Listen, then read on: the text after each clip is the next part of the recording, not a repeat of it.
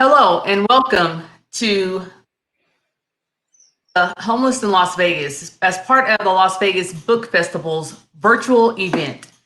I am extremely excited to have a dynamic panel with me today. We're going to start with Kathi Thomas Gibson. Kathi Thomas Gibson is the Director of Community Services for the City of Las Vegas.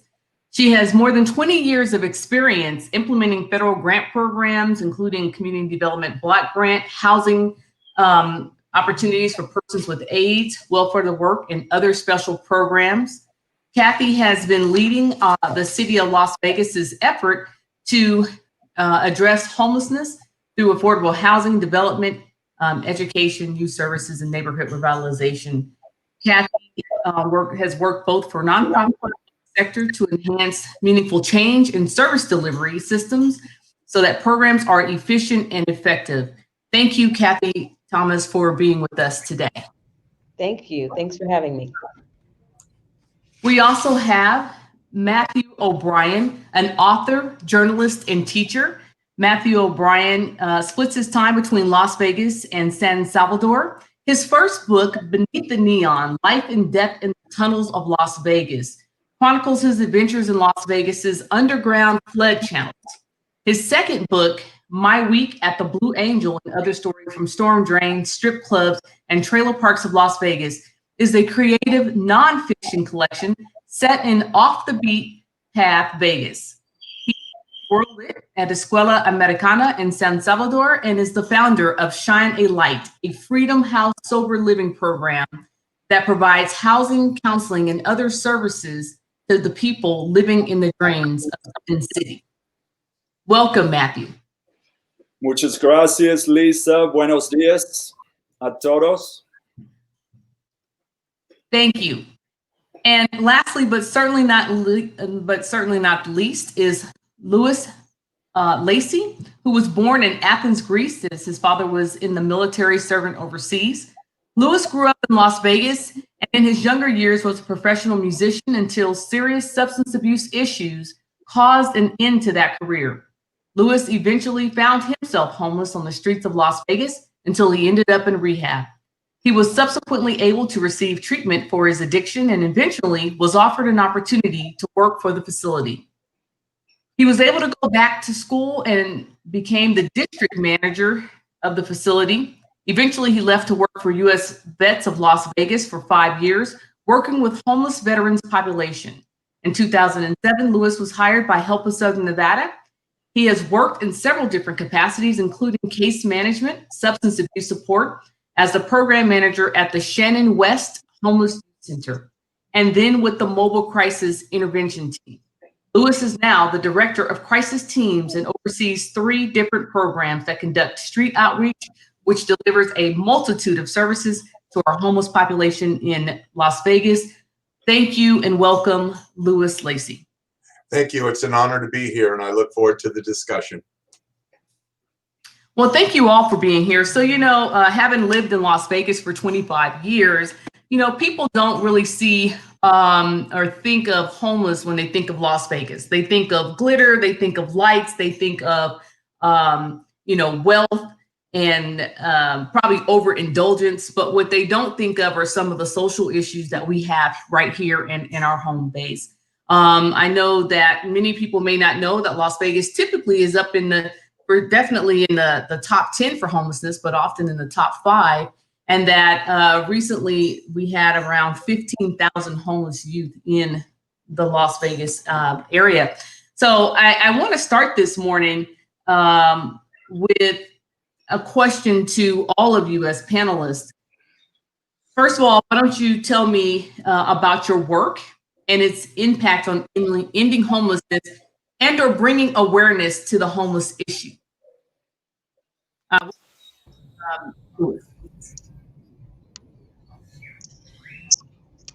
So I'm going to start because we didn't hear who you asked to start first, Lisa. So in my role with the City of Las Vegas, I'm the director for the Office of Community Services, and we are the lead department responsible for implementing the city's response to homelessness. And that is along a continuum of interventions, from street-based outreach to supporting all of our traditional shelters like Catholic Charities and Salvation Army, through a regional interlocal, into bridge housing, master leasing, and permanent supportive housing. In addition to that, the city has some health-focused programs like the Recuperative Care Center for people who are experiencing homelessness, being discharged from a hospital before they have fully recuperated from whatever sent them to that hospital. And in the process, we're also building a federally qualified health center to serve the homeless as part of our Courtyard Homeless Resource Center. So a big chunk of my role is to step in the gap. We have a number of traditional partners who have been doing phenomenal work in this space. And as homelessness has increased, or the demographics within the homeless population have evolved, we have needed to step in the gap so that there are extremely low barrier access points for people experiencing homelessness that don't require them to be clean and sober before they can come in to help. And then on the furthest end of that continuum, we actually fund the development of affordable housing. So we work with our not-for-profit housing partners to acquire, rehabilitate, or build new housing that can be permanent supportive housing with an ongoing subsidy, or at least affordable housing so that people on limited incomes can afford to live there. So that's us in a nutshell. Thank you, Kathi. And that is certainly a lot of work. I think you would agree with that. With that being said, Louis, can you tell me from a nonprofit perspective, about your work and the impact it's having on either ending homelessness or even bringing awareness to the homeless issue? Thank you. I'd be glad to. I am the director of crisis teams here at Help Us Southern Nevada.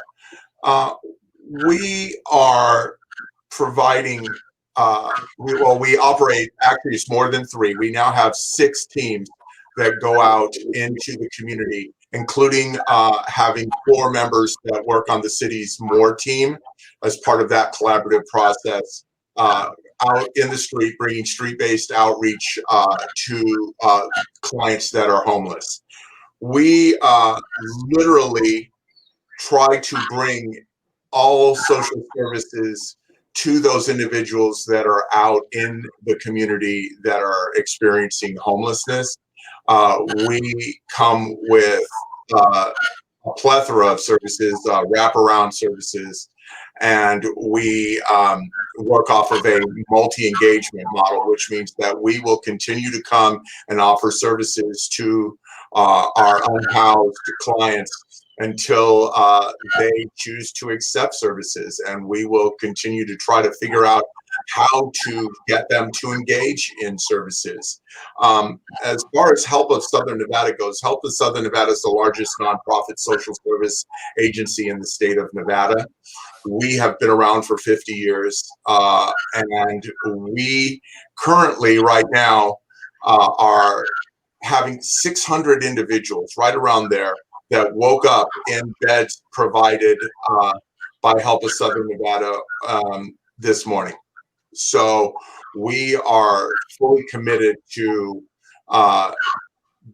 trying to end homelessness here in Las Vegas.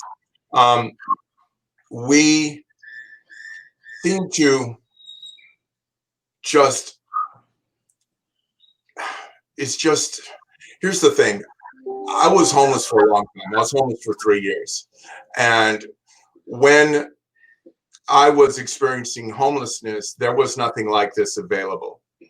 And for a person like me, when I go out into the streets, when I go out into the tunnels, when I am in the parks or anywhere there are people living in places not meant for human habitation, I am mindful that homelessness is not always a choice that individuals make. You don't wake up in the morning and say, hey, I think I'm gonna be homeless today.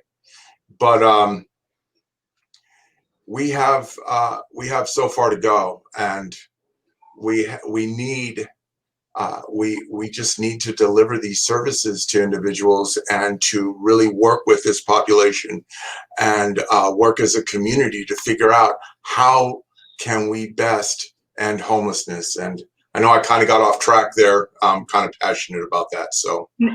Yeah, no, I actually appreciate that, because you said something, and I think that I'm gonna go to you in just a second, Matthew. But you said something. You said choose to accept services, and I'd like you guys, from your own experiences, and talk about the biggest misunderstanding about working with youth, families, and individuals experiencing homelessness. So I'm gonna go to you, Matthew, and then back to Lacey, where he talked about the choose to accept services. So Matthew, what's been your in your experience, what's been the biggest misunderstanding about people experiencing homelessness? There's quite a few of them. And in my latest book, part of the mission was to dispel some of the misunderstandings and myths that are out there about homelessness. One of the prominent ones, and the current mayor of Las Vegas and the previous mayor of Las Vegas have kind of spoken to this, the idea that homeless people want to be homeless. They don't want to change. And in my experience, that's just not the case. I interviewed 36 people who used to live in the underground flood channels of Las Vegas and who got out of these tunnels, got off the drugs, quit gambling, and totally turned their lives around. So that's one of the big misconceptions, I think, that needs to really be addressed. Louis, what about you? When you say the choose to accept services, explain that, because I think that's hard for people to grasp and understand. I know in our line of work, we do hear people say that homelessness is a choice. For years, I was on the street outreach team, and I said I'd never met a person who said they wanted to be in that particular situation. I certainly saw people who may not have been had the right mind set to know whether or not what situation they were in. I saw people that were in extreme despair. So talk about that choose to accept services. Here's the thing, and I'm going to be like as blunt as I can be, and I hope that this resonates. Here's the thing. If you've ever been through a traumatic experience, and a lot of people have, and a lot of people have recovered from those traumatic experiences and gone on to live productive lives. I know that when I was homeless, there was a point in my life where I said, I like it out here. This is what I want to do. That wasn't the truth. That was my way of accepting the situation that I was in. It was horrible. And I was filled with so much shame and guilt about what had happened in my life that I had to tell myself that I was okay with it so that I could function and tolerate it. The big misconception about choice. Look, everything in life is a choice. And the thing is that if I come to you and offer you services and I am forcing this upon you, your natural inclination is probably going to be to push back. We have to be client-centered in our approach. And that means we have to meet the clients where they're at. We have to give them their power back. We have to give them the power of choice. Look, you have a choice. What do you choose to do? I myself, as an outreach worker, am a broker of services. I will offer you this, or maybe you need this, or maybe you want this. But I just want you to engage so that we can start on the path to ending your homeless episode. And so everything is a choice. And I want to empower each individual client to take the lead and to have a say in their journey from homelessness to being housed and being productive in society. And yes, there are those unfortunates who have gotten to the point due to mental health, due to substance abuse, due to both, where it's harder to get through. And there's more that we have to deal with. And the thing is that anyone who is living in a tunnel for any length of time, or living on the streets for any length of time. You may have entered homelessness whole and fairly well functioning, but after a long term of homelessness, there's going to be some mental health issues. There's going to be some substance abuse issues. And if you're a youth, then we all know that you also have the human trafficking aspect added to that, as we know that most youth are approached or impacted in some way in regards to human trafficking within a few days of being on the street. So I hope that helps. No, I think that puts it in perspective. And again, I don't know that most people understand the intricacies of the, as you call it, the journey to homelessness. We've talked before that people just don't wake up homeless. There's a series of things that happen in their lives before they actually, especially, end up on the streets. Kathi, we know that homelessness is a form of trauma, and Louis touched upon, and both Louis and Matthew touched upon, what they saw. Talk a little bit again from your perspective of running the Courtyard Homeless Resource Center and the Ticket to Home program and those sorts of things. About what you feel are the biggest misconceptions about people in homelessness. So one misconception we battle pretty regularly is that there is a single answer. There's one thing we can do and we will fix homelessness. And because most of those single answer fixes don't address root causes, we really haven't made as much headway into ending homelessness as the community would like to see. And so it's some people say, well, it's this, just give them that and they'll stop being homeless. Other people say, give them the other. It is so intricate because people end up facing this situation for a myriad of reasons. And we want to start moving upstream. Let's look at the aging out of youth out of the foster care system. Let's look at what happens when people cycle through the criminal justice system without restorative justice. Let's look at, as Lou mentioned, human trafficking. Let's look at living wages. Let's look like this is a social issue that is a symptom of larger community issues. And so until we move upstream and start looking at those root causes to homelessness, we will be limited in our impact. We will always be responding to homelessness rather than preventing homelessness. And that's where you really get to have a conversation about trauma-informed care. Many folks come to the social service delivery system from different angles, right? Criminal justice, child welfare, whatever. And they've already been traumatized by failures in other systems. And until we address this more holistically, we will continue to have a greater inflow into homelessness than the folks that we are able to help escape homelessness. It's one of the reasons, by the way, that we started looking at having really low barrier access to safety, first and foremost. So the Courtyard Homeless Resource Center doesn't breathalyze you when you get to the front gate, doesn't require you to give up all 10 bags of your personal belongings. Everything in your life is in a trash bag, and someone is going to ask you to give that up. We don't want to ask people to give that up. We're not going to ask you to give up your pet, because your pet may be the only living being that loves you and cares about you unconditionally. We're not going to ask you to define what your family composition is based on some written standard of what family means. We're going to let you come in. There's one rule: don't fight, right? You don't bother anyone, no one will bother you. And then you can access services at the pace that you are prepared to access those services, and put your own plan together to leave homelessness. And so this notion that people have to prove they're worthy to access services reinforces the trauma. if we just say to people, you know what, come as you are, I'm not making any judgment about how you are right now. And if all you need is a place to be safe right now, so no one beats you up and takes your stuff.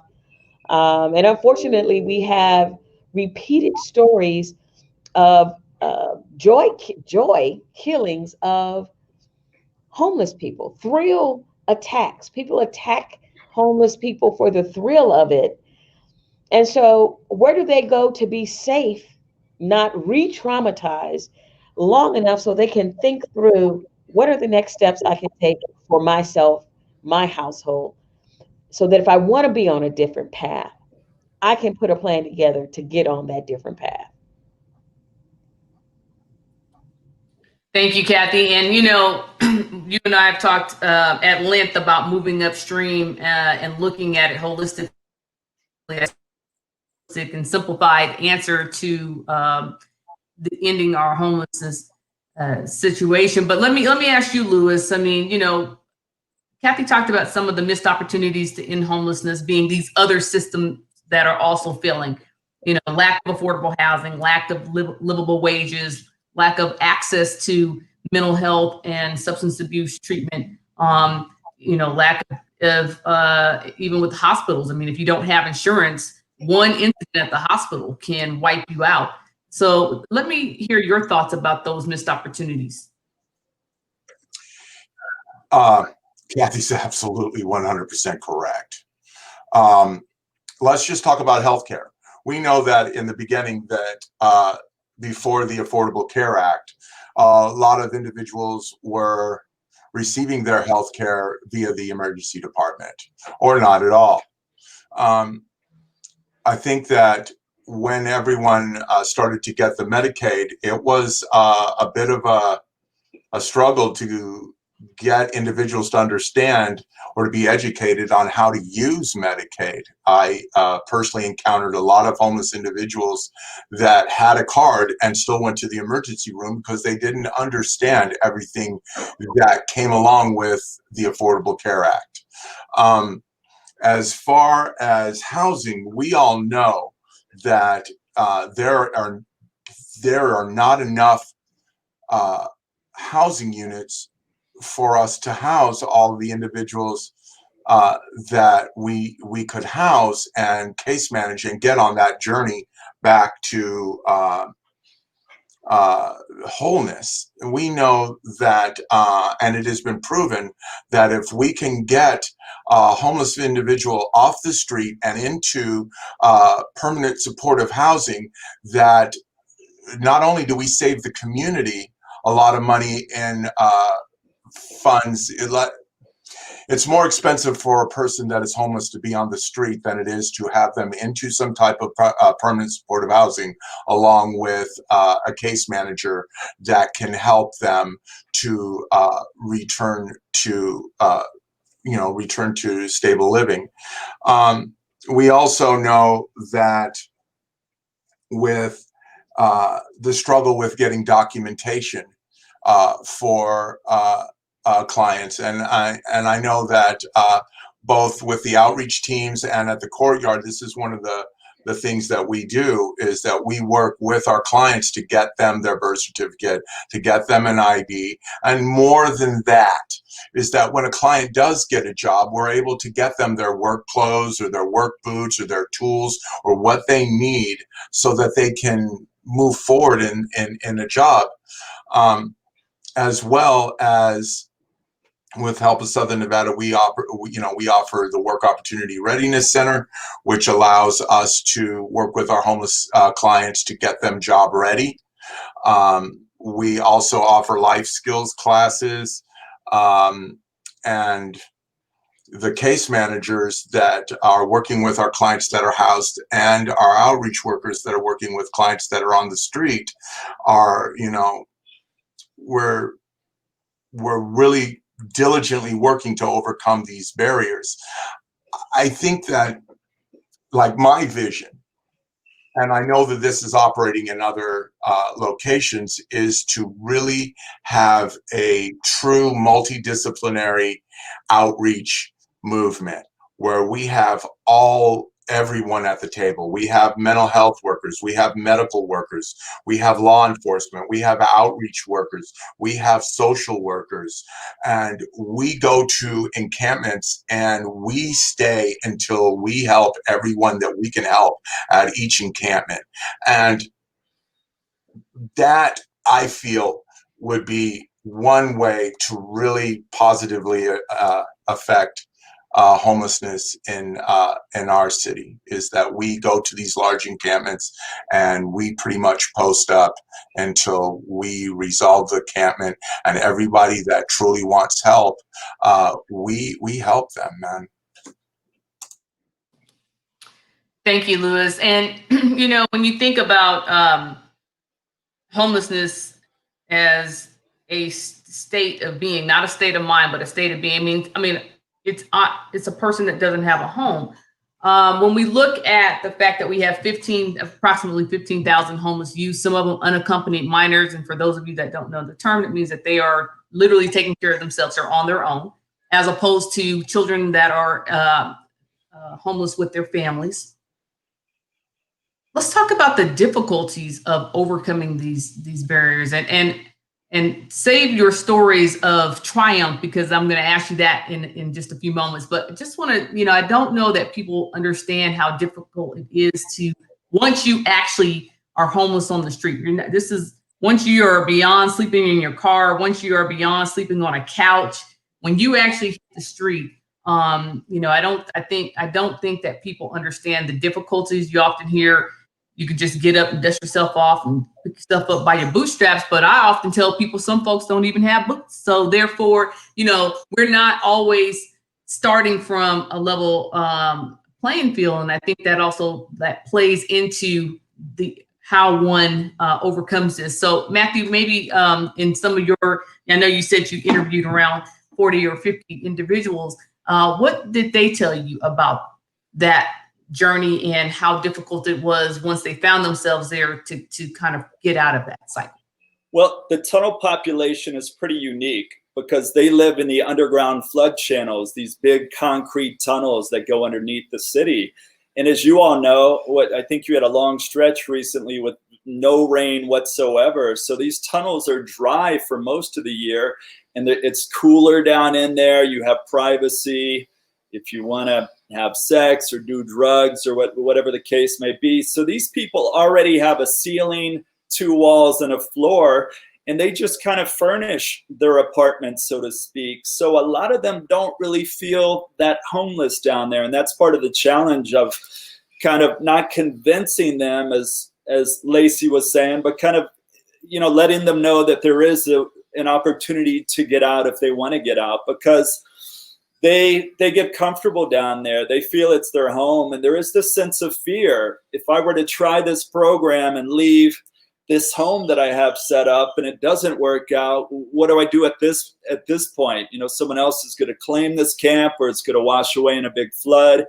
So it is a challenge, I think, especially in the tunnels, to convince these people to come out, which might seem odd. It seemed odd to me when I first went down there with Shine a Light. It's a grassroots organization. I would work with Help of Southern Nevada in the early years, going down with their social workers. And you would assume, okay, I'm homeless, living in a dark, damp tunnel, addicted to drugs, maybe addicted to gambling. And these people are coming down and offering me, a home, counseling, an opportunity. You would think that people would just jump at that. At least I did. But what I learned is that, as we've alluded to in this conversations, there's a lot of fear for homeless people to make that change, to, in this case, come out of the dark back into the light.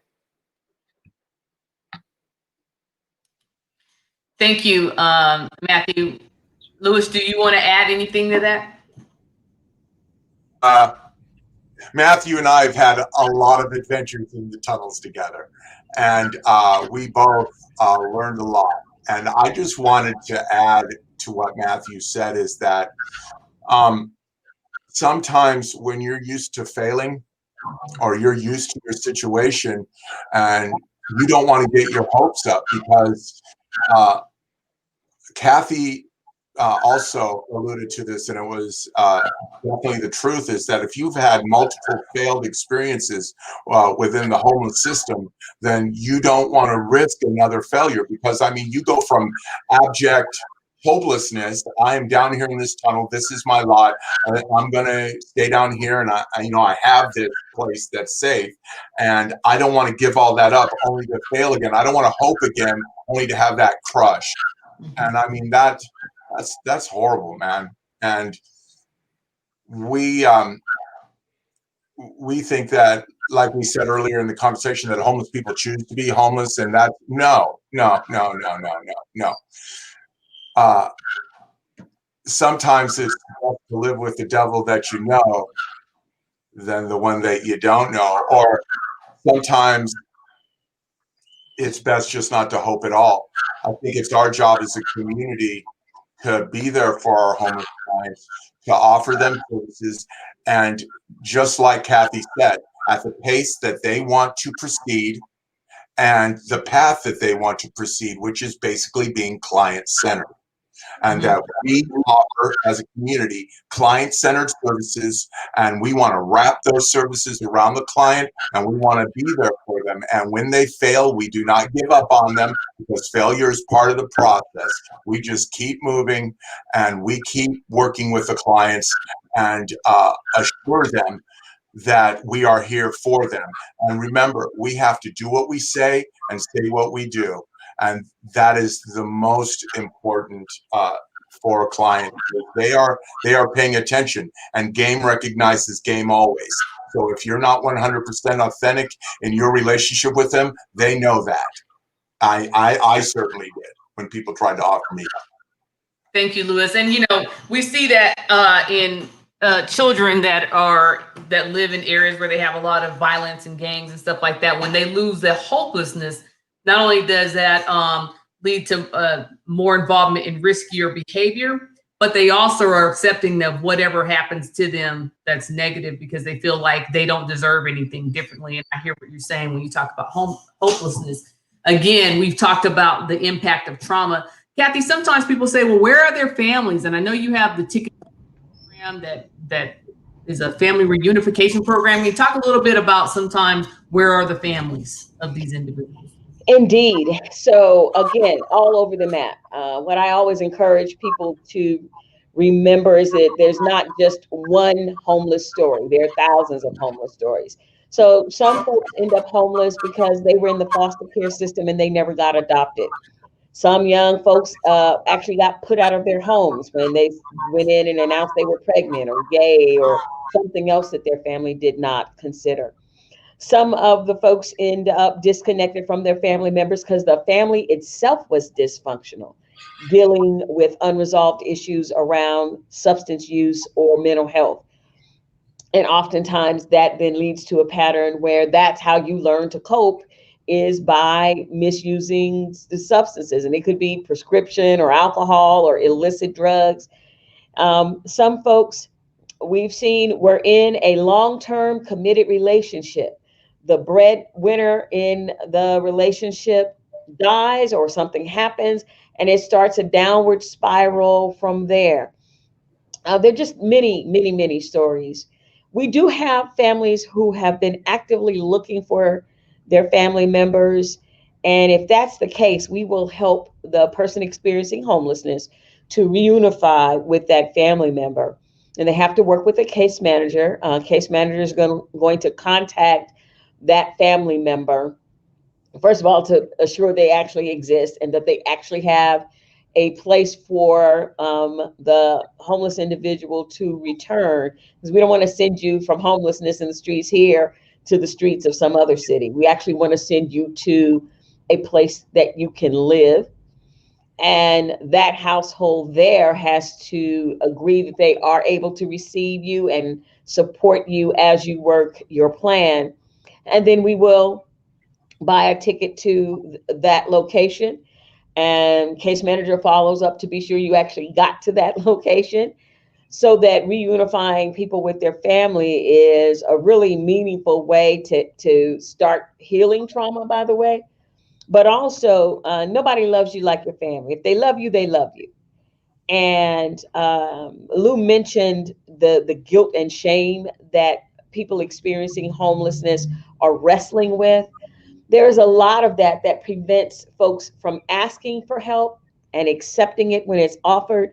And it also prevents them from telling their family that they're even in homelessness. A lot of folks don't know that they have loved ones living on the streets because the person experiencing that homelessness is too embarrassed, feels too much shame and guilt to admit that that is what's happening in their life experience because of addictions or mental health or failed relationships or any series of things that are sometimes not within that individual's control, and they end up in a spiral of homelessness. And so you have both extremes where family members are like, look, don't call me, right?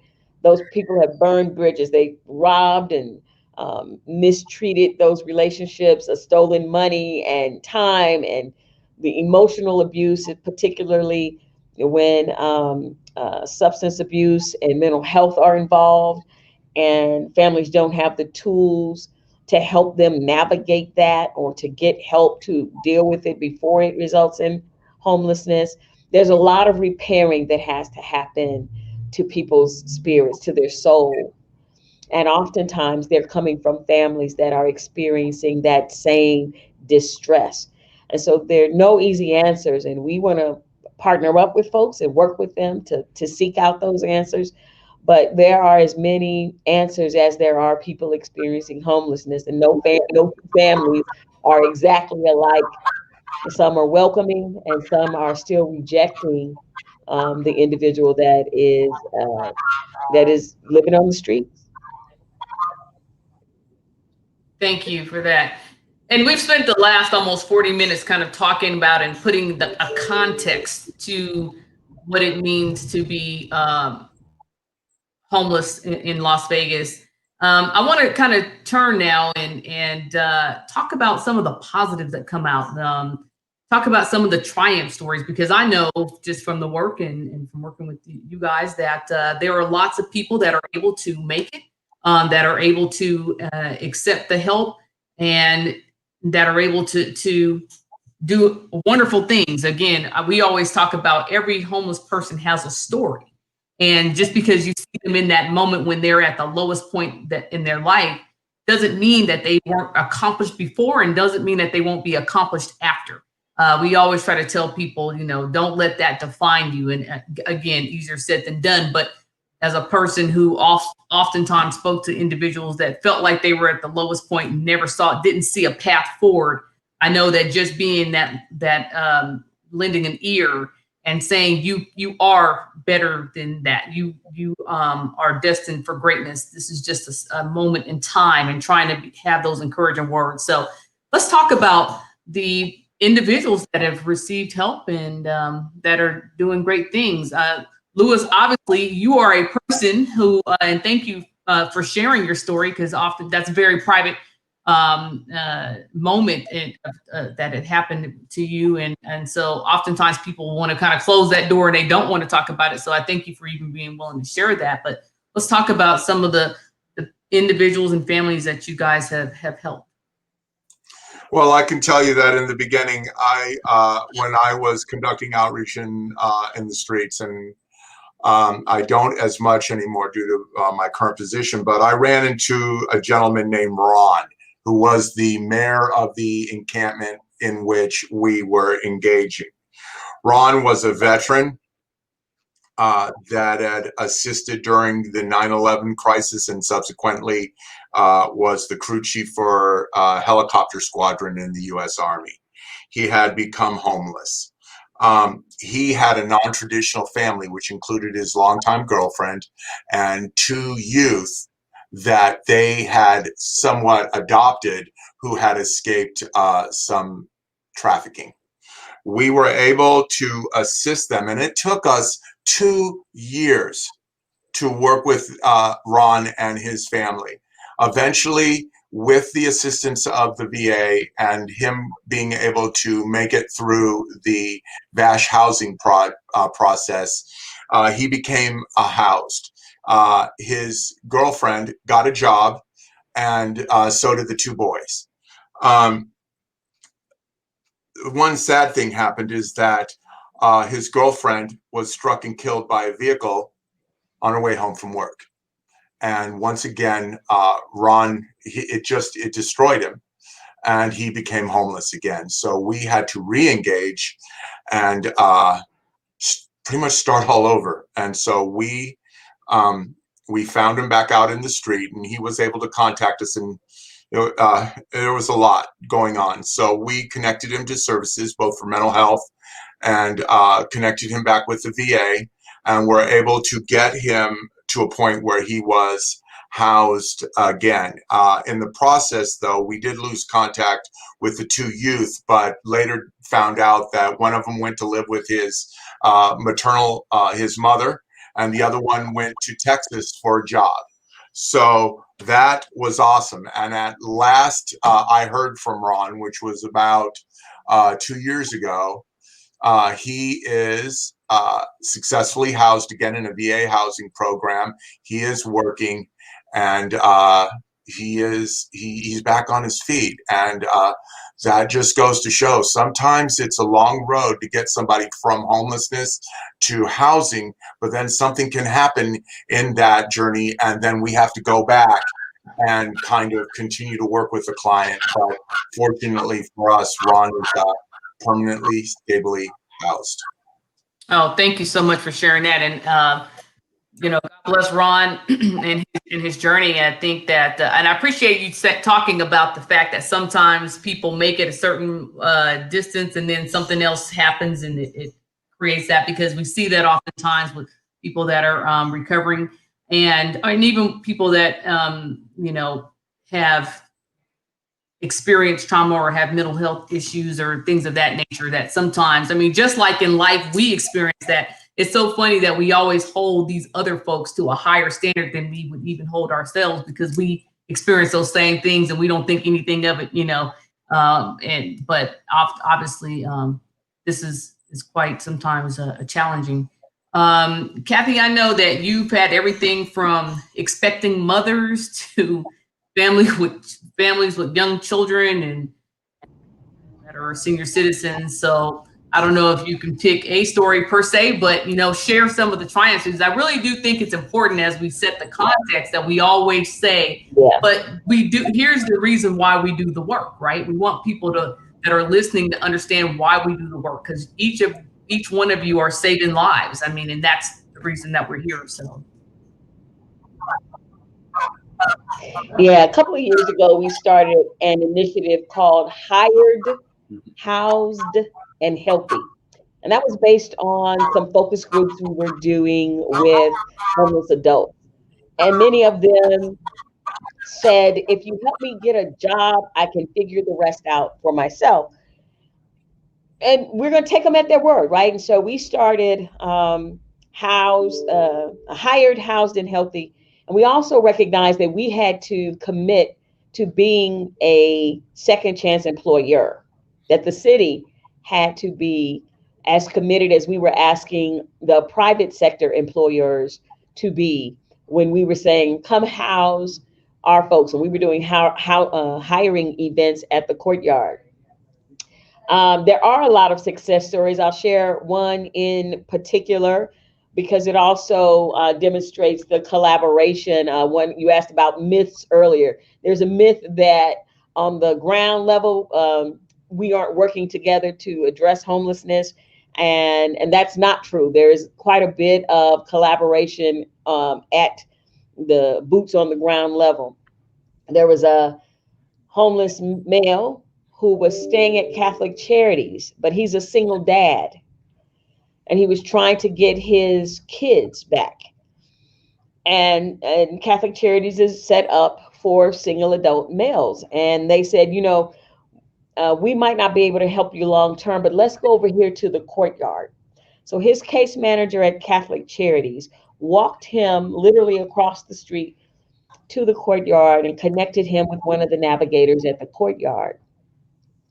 From there, he started working part-time, went to full-time, got an apartment, got custody of his children back. Now he's a supervisor. And this in the space of about 9 months. I'm giving you the Reader's Digest version. Mm-hmm. But the leaps that people can make when the system closes the fissures, right?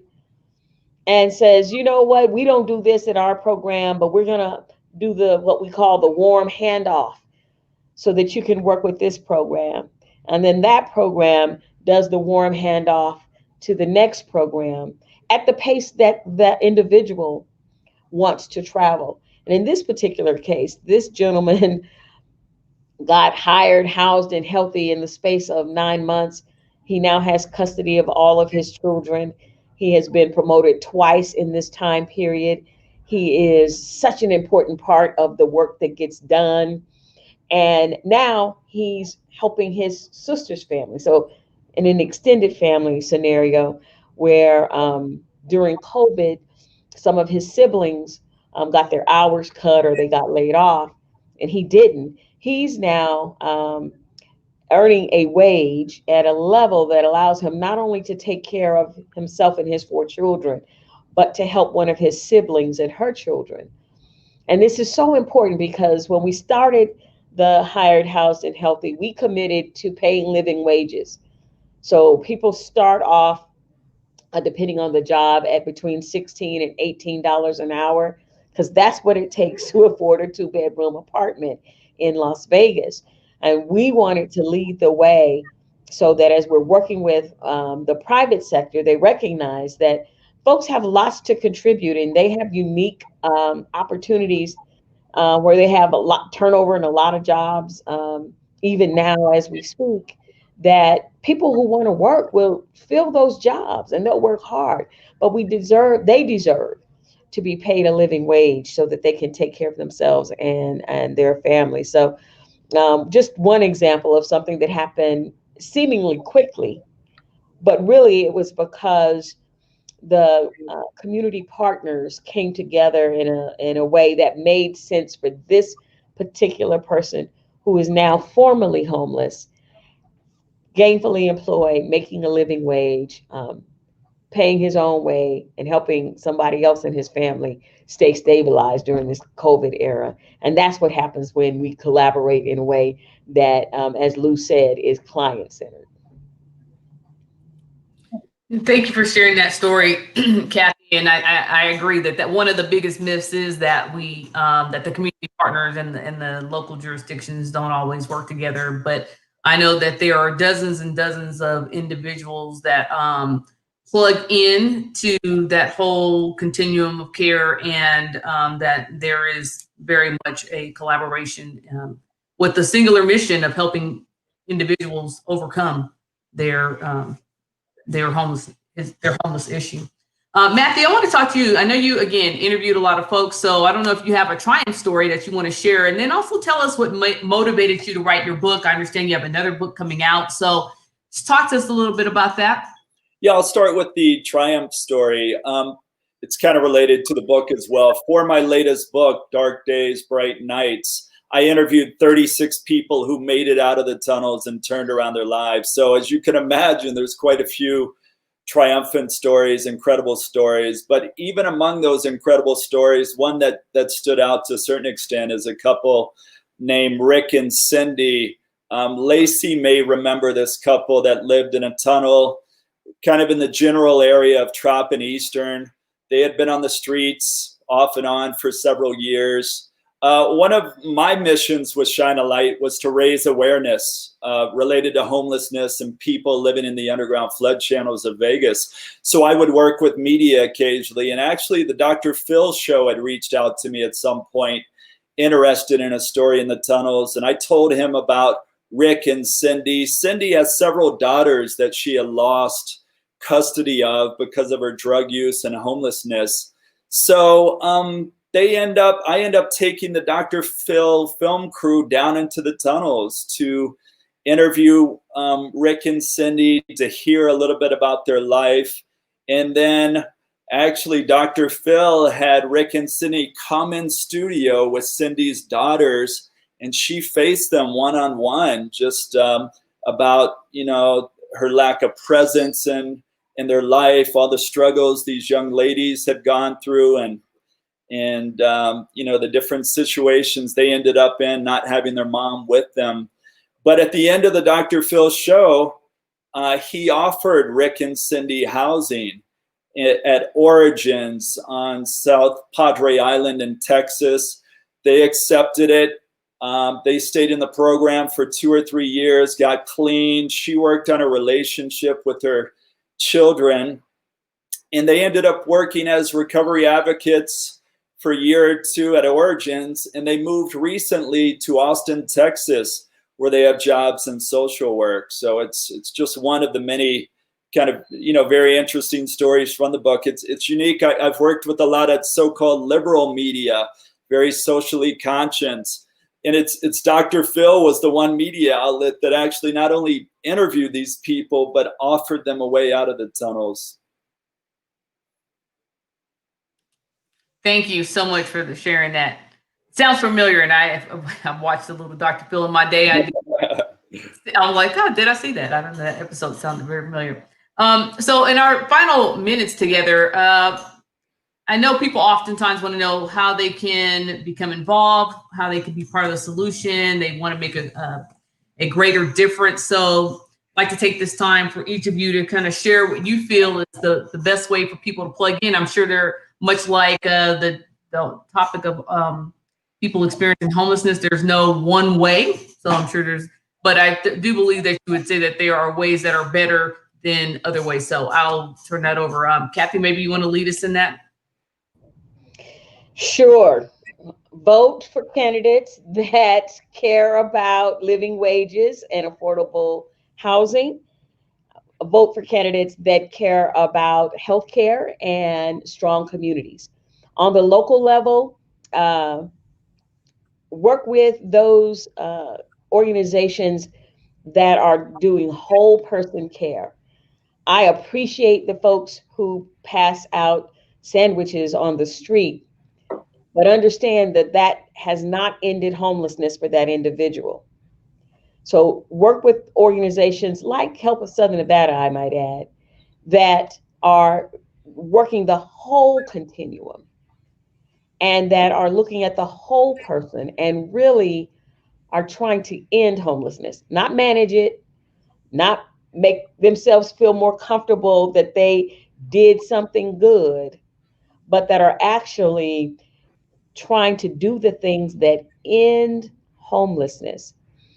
Practically speaking, come join us on the regional continuum of care. Go to Help Hope Home and find out how you can be a member of this process. There are a lot of us who are trying to be structured and organized so that we're efficient, but we're also trying to be effective.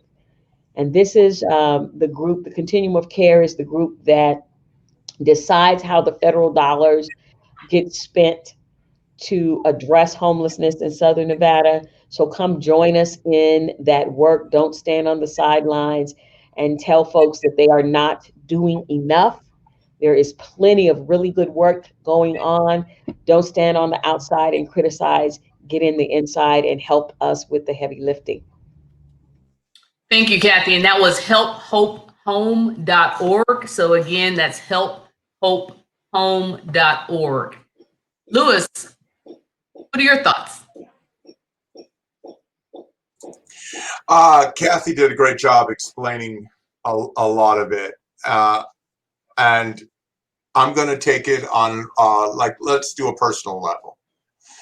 Look, every homeless person is somebody's father, somebody's mother, somebody's sister, somebody's brother, daughter, son, or grandchildren, whatever. A society is judged by how they treat the least of their people. I think on a personal level, it starts with how we think of other people and then how we treat other people. I agree with Kathi 100%. Handing out sandwiches is fine, but that doesn't end homelessness.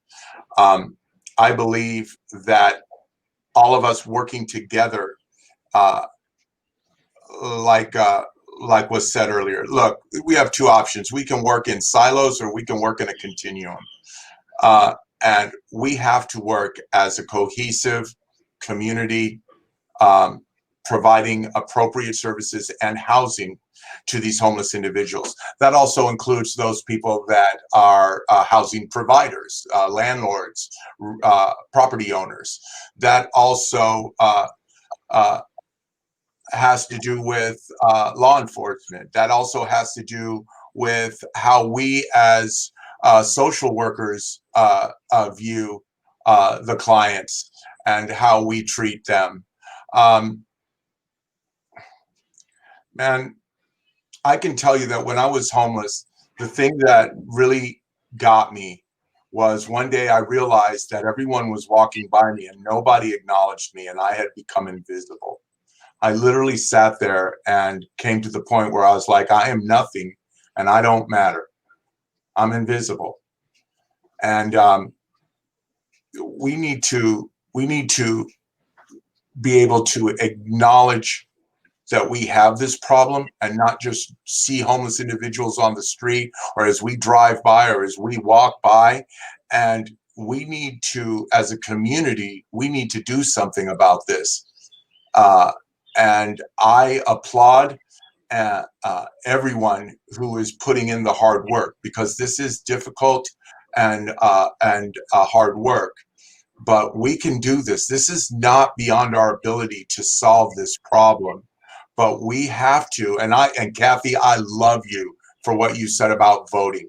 Vote for those individuals that are actually committed to helping all of us and not committed to helping themselves. I think that's about it. Thank you. Thank you. So I really want to thank our audience for tuning into homelessness in Las Vegas. The panel in this year's Las Vegas Book Festival, the virtual event. And I want to thank each of our panelists. I want to thank Matthew O'Brien, author, editor, and journalist. Again, his first book, Beneath the Neon, Life and Death in the Tunnels of Las Vegas. And also his second book, My Week at the Blue Angel, and Other Stories from the Storm Drains, Strip Clubs, and Trailer Parks of Las Vegas. Be on the lookout for his third book. It is coming out soon. Thank you, Lacey, Director of Crisis Teams with Help of Southern Nevada, for being here today. And thank you to Kathi Thomas, Director of Community Services for the City of Las Vegas. Again, this was an incredible hour that we've spent together, and I hope that at the very least, people have a better understanding and awareness of homelessness in Las Vegas and what it will take to end that. I ask that all of you join in and be a part of the solution. Thank you.